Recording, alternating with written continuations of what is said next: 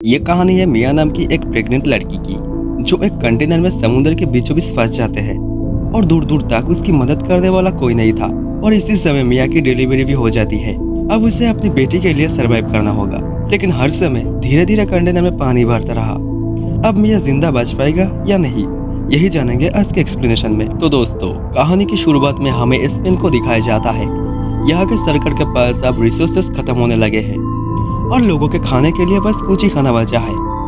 इसलिए यहाँ के सरकार अब एक नया कानून बनाता है जिसमें वो अपने अगले पीढ़ियों को मारने वाले हैं। इसलिए बच्चे और प्रेग्नेंट महिलाओं को एक बंदी बनाकर मारने लगते हैं। तभी हम एक कपल निको और मिया को देखते हैं। ये दोनों एक कंटेनर में छुपकर दूसरे देश जाने वाले हैं। इस समय मिया प्रेग्नेंट थी, वो काफी डरी हुई होती है। कंटेनर में इनके तरफ और भी लोग दोनों अपने बड़े बेटी के बारे में बात करते हैं, जो स्पेन की पुलिस ने मार डाली है। इसीलिए ये दोनों यहाँ से भाग रहे थे क्योंकि मिया प्रेग्नेंट थी और पुलिस उसे भी मार डालेगी। तभी उन्हें एक आवाज सुनाई पड़ती है। निको चेक करने के लिए कंटेनर के पास जाते हैं, लेकिन तभी बहुत सारा लोग कंटेनर के अंदर आने लगते हैं। लेकिन इतने सारे लोग एक कंटेनर में नहीं जा सकता, इसीलिए इनका बॉस दूसरे कंटेनर में इन सबको जाने के लिए कहता है। निको दरवाजे के पास था, इसलिए उसे भी दूसरे कंटेनर में ले जाने लगता है। निको कहता है, मैं पहले से ही इस कंटेनर में हूँ और मेरे साथ मेरी पत्नी भी है। लेकिन ये लोग इनके बातों को इग्नोर करते हैं और मिया इनके कंटेनर को देख लेती है जो 107 लिखा था। मिया निको के पास कॉल लगाती है। निको कहता है, जब हम कंटेनर से उतरेंगे तो हम फिर से एक दूसरे के साथ रहेंगे। निको मिया को हौसला देती है। अब ये लोग जाने लगते हैं। अब रास्ते में मिया देखती है पुलिस खुले हम सबको मार रहे हैं। इनका ट्रक एक पुलिस चौकी के पास से गुजरता है, जहाँ एक ऑफिसर इनका ट्रक का तलाश लेने के लिए अंदर जाते हैं।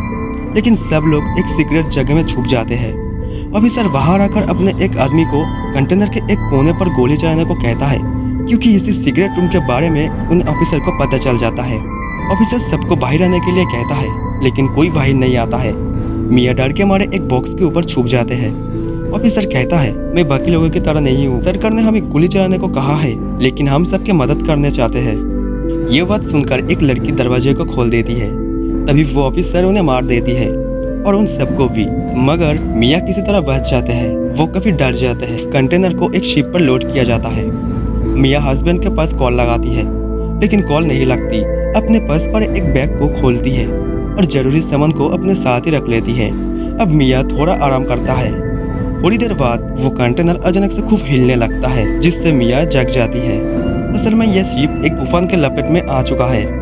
अब कुछ कंटेनर के साथ मिया की कंटेनर भी गिर जाती है। चोट लगने की वजह से मिया बेहोश हो जाती है। जब होश आती है तो देखती है कंटेनर में पानी भरने लगा है। वो एक छेद से बाहर की ओर देखती है तो उसे मालूम होता है वो पानी में है। मिया निको के पास कॉल करने की कोशिश करता है, लेकिन फोन की स्क्रीन टूटने की वजह से फोन काम करना बंद कर देता है। अब मिया कंटेनर के सारे छेदों को टेप की मदद से ठीक करता है। अब उसे किसी की चिल्लाने की आवाज़ सुनाई पड़ती है और वो वही कंटेनर था जो 107 वाला, जिसमें उनका पति भी था। मिया चिल्ला चिल्ला कर अपने पति को आवाज़ देती है, लेकिन इनके नज़रों के सामने वो कंटेनर डूब जाती है। वो अपने पति को बार बार कॉल करती है, लेकिन वो फ़ोन बंद होता है। अब मिया सुसाइड करने की सोचती है, मगर इसके पेट में अपने बच्चे की हलचल महसूस होता है। इसीलिए वो अपने बच्चे की खातिर खुद को जिंदा रखती है। अब वो सो जाती है। अगले दिन फिर से कंटेनर में पानी भरने लगता है। अब वो प्लास्टिक के बने बॉक्स से रबर को निकालता है और उन छेदों को बंद कर देती है। मिया को एक पाइप भी मिलती है, जिसकी मदद से वो कंटेनर में भरे पानी को बाहर निकालता है। वो इमरजेंसी नंबर पे डायल करती है, लेकिन सिग्नल ना होने पर कॉल कट हो जाती है। अब वो अपने सारे जरूरी सामान को एक बॉक्स के ऊपर रखती है। इसके पास एक ब्रेड, 2 बॉटल, लाइटर, टॉर्च और भी काफ़ी चीज़ थी। तभी उनके पास निको की कॉल आती है, जो अब भी जिंदा था, क्योंकि पहले से ही उनका ड्राइवर निको को कंटेनर से बाहर निकाल लिया था। मिया निको को बताता है, मैं पानी के ऊपर हूँ, कंटेनर में फंसा हुआ, मुझे नहीं पता मैं कहाँ पर हूँ। निको उन्हें हिम्मत रखने को कहता है और मदद लाने का वादा करता है। उन्हें बस हिम्मत करके किसी तरह सर्वाइव करना होगा। मिया को भूख लगती है, इसलिए वो थोड़ा ब्रेड और पानी पीती है। अब उन्हें लिवर पेन होना शुरू हो जाती है, लेकिन तभी बहुत तेज बारिश होने लगती है। मिया छेद को संभालने लगता है, लेकिन तब तक वो अपनी बेटी को जन्म दे देती है। वोम को एक प्लास्टिक के बॉक्स के अंदर रखती है। अगले सुबह मिया खाना खाती है और ड्रिल मशीन देखकर उन्हें एक आइडिया सूझता है। वो कंटेनर के छत को काटने लगती है, लेकिन उसकी बेटी रोने लगती है, इसीलिए उसे ये काम छोड़कर अपने बेटी को संभालना पड़ता है। बच्ची को दूध पिलाने की वजह से मिया की बॉडी वीक होने लगती है, इसीलिए वो सारा ब्रेड और पानी एक साथ ही खा जाती है। अब उसके पास खाने के लिए कुछ नहीं था। अगले दिन वो फिर से छत को काटने लगती है। ड्रिल की बैटरी खत्म हो जाती है, पर उनका काम अब भी खत्म नहीं हुआ था। मिया काफी थक जाता है, ना तो खाने के लिए ब्रेड था और ना ही पीने के लिए पानी। वो गुस्से में सारी चीज को फेंकने लगती है, लेकिन तभी उन्हें चाकू में से एक सौ नजर आती है और सारे दिन उसकी मदद से छत को काटने लगती है। गर्मी बढ़ने की वजह से माँ बेटी दोनों की हालत खराब होने लगती है। मिया को बहुत भूख लगती है, इसलिए वो मजबूरी में अपनी वॉर्म को खाती है, क्योंकि उसे अपनी बेटी की खातिर खुद को जिंदा रखना होगा। फिर से वो कंटेनर को काटने लगती है, तभी वो ब्लेड टूट जाती है। वो पागल पागल होने लगती है और खाने के लिए थोड़ा सा भी पानी नहीं बचा था। अब छत से पानी टपकने लगता है, जो सी वाटर गर्मी में वेपोरेट होने लगा था और इसीलिए वो पानी अब पीने काबिल हो चुकी है। रात में उन्हें उनकी बड़ी बेटी की हेलुसिनेशन आती है और अपनी पति की भी। ये सब भूखे रहने की वजह से ही हो रही थी। उसकी आंख बारिश के पानी से खुलती है। वो देखती है छत से पानी टपक रहा था। पानी को इकट्ठा करने के लिए कुछ बॉक्स को रखती है, तभी उन्हें एक फूड कैंप की बॉक्स को ओपन करता हुआ एक आइडिया सूझता है। वो एक बेल्ट की मदद से कंटेनर की शीट को खींचने लगती है और उसकी एक आइडिया काम हो जाती है। वो आज बहुत दिनों बाद सान को देखा है, इसीलिए वो काफी खुश था। अब वो अपनी बेटी को लेकर बाहर आता है। वो बेटी की पोटी को पानी में फेंकता है, जिससे बहुत सारा मछलियाँ खाने के लिए आ जाते हैं। और मिया को एक आइडिया आते हैं। मछली पकड़ने वाला एक हथियार बनाता है, लेकिन ये कोशिश नाकाम होता है। तभी आसमान में एक प्लेन जाता हुआ देखता है और जल्दी से एक कांच का टुकड़ा अंदर से लेके आता है।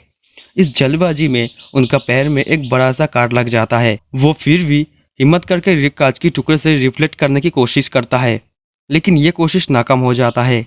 अपने पैर को सिलने के लिए वो एलसीडी पैनल से एक पिन को निकालता है और कुछ अल्कोहल थे उससे अपने घाव को धो लेती है। वो एक कॉपर के वायर से घाव को टाके लगाती है। वो एक नेट से जड़िए मछलियों को पकड़ती है और कच्चा ही खा जाते हैं। अब निको की कॉल आती है। वो कहती है, तुम्हें अकेला ही वहां से निकलना होगा, मुझे गोली लगी है, मैं अपनी आखिरी सांसें गिन रही हूँ। वो अपनी बेटी को निको की आवाज सुनाती है, तभी आवाजें आना बंद हो जाती है और वो मर चुकी है। अब मिया भी टूट जाती है, क्योंकि आखिरी उम्मीद थी निको, जो उन्हें बचाने को वादा किया था। अब वो अपनी बेटी को लेकर यहाँ से जाने की सोचती है। मिया के नीचे एक बहुत बड़ा बेल माछ था, जो शायद एक माँ बेल थी। वो मिया की दर्द को समझ चुकी थी, इसलिए वो मिया की बेटी के ऊपर पानी फेंकता है, जिससे मुझकी बेटी रोने लगती है और मिया अपनी बेटी को मिल जाती है। असल में ये हुआ कि जब मिया अपनी बेटी को लेकर यहाँ से जाने लगते हैं, तब मिया अपनी बेटी से दूर हो गई थी और गुम हो गई थी। अब ये दोनों तैरता हुआ आगे बढ़ने लगते हैं। अब हम एक मछुआरे फैमिली को देखते हैं, जो मछली पकड़े थे। वो मिया की बोट को देख लेती है, लेकिन मिया कहीं दिखाई नहीं दे रहा था। उसे एक रस्सी दिखती है और रस्सी को खींचने पर मिया पानी के अंदर से बाहर निकल आता है। वो बेहोश थी, मगर वो लड़की बहुत कोशिश करता है।